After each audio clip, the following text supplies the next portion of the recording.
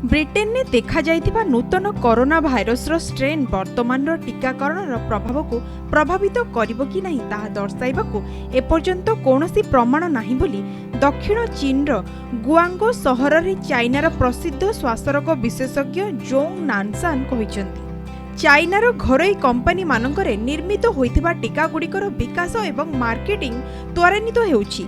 वर्तमान पर्यंत जरूरीकालीन इनक्युलेशन अभियान रे चाइना रे प्राय 1 लाख लोकों को टीका दिया जायछि।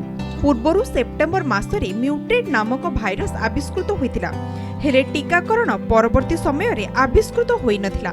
कुहा जायतिला जे ब्रिटेन रो म्यूटेड जीवाणु विस्तार हेबा द्वारा संक्रमण हार 70% वृद्धि पाइछि।